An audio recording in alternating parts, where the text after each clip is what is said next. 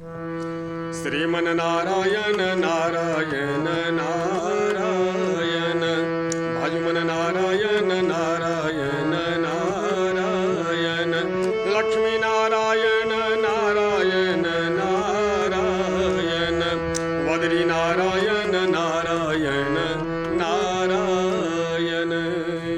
प्रेम से बोलिए एकादशी महात्म की जय। चैत्र महीना कृष्ण पक्ष की एकादशी पाप मोचनी एकादशी।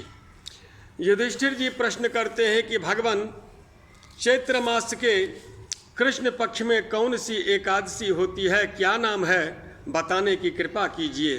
भगवान कृष्ण कहते हैं, राजेंद्र सुनो, मैं इस विषय में एक पापनाशक उपाख्यान सुनाऊंगा, जिसे चक्रवर्ती नरेश मानधाता के पूछने पर महर्षि लोमश ने कहा था। मानधाता बोले, भगवान, मैं लोगों के हित की इच्छा से यह सुनना चाहता हूँ कि चैत्र मास के कृष्ण पक्ष में किस नाम की एकादशी होती है, उसकी क्या विधि है तथा उससे किस फल की प्राप्ति होती है।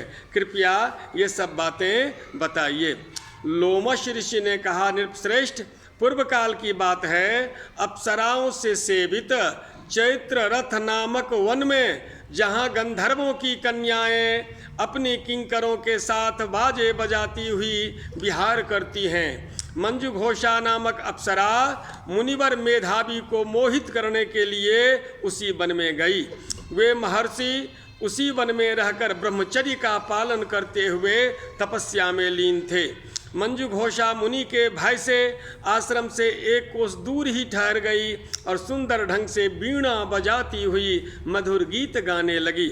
मुनि श्रेष्ठ मेधावी घूमते हुए उधर जा निकले और उस सुंदरी अप्सरा को इस प्रकार गान करते हुए देखते हुए सेना सहित कामदेव से परास्त होकर बरबस मोह के वशीभूत हो गए।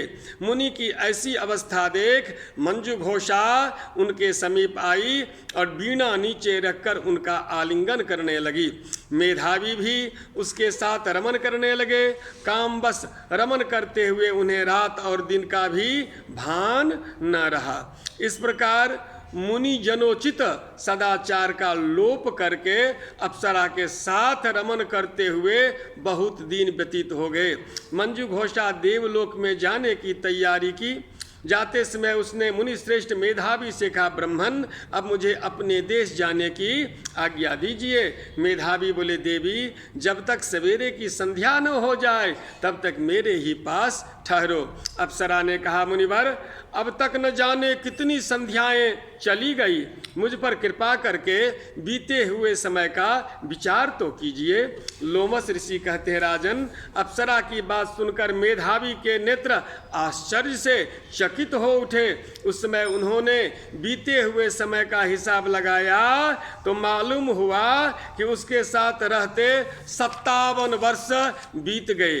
उसे अपनी तपस्या का विनाश करने वाली जानकर मुनि को उस अप्सरा पर बड़ा क्रोध आया। उन्होंने शाप देते हुए कहा, तू पिशाची हो जा। मुनि के शाप से दग्ध होकर वह विनय से नतमस्तक हो बोली, विप्रवर, मेरे शाप का उद्धार कीजिए। 7 वाक्य बोलने या 7 पद साथ साथ चलने मात्र से ही सत्पुरुषों के साथ मैत्री हो जाती है। ब्रह्मन, मैंने तो आपके साथ अनेक वर्ष व्यतीत किए हैं, अतः स्वामिन मुझ पर कृपा कीजिए। मुनि बोले, भद्रे, मेरी बात सुनो, यह शाप से उद्धार करने वाली है, क्या करूं? तुमने मेरी बहुत बड़ी तपस्या नष्ट कर डाली है। चैत्र कृष्ण पक्ष में जो शुभ एकादशी आती है उसका नाम है पाप मोचनी। वह सभी पापों का क्षय करने वाली है। सुंदरी, उसी व्रत का करने पर तुम्हारी पिशाचता दूर होगी।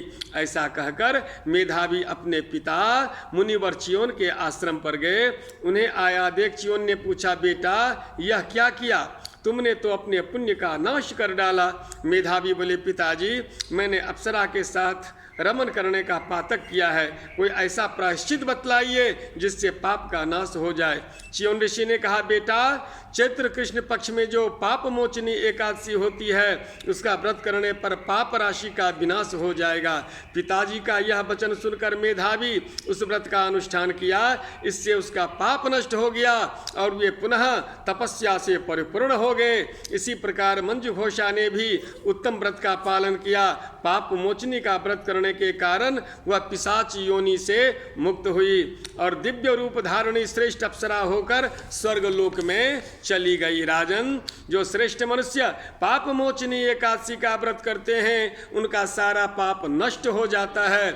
इसको पढ़ने और सुनने से सहस्त्र गोदान का फल मिलता है। जो बड़े बड़े से पाप होते हैं सभी पापों का ये विनाश करने वाली एकादशी है। यह व्रत बहुत पुण्यमय है। युधिष्ठिर कहते हैं कि इस प्रकार हे प्रभु आपके वचनामृत को सुनकर मैं कृतार्थ हो गया।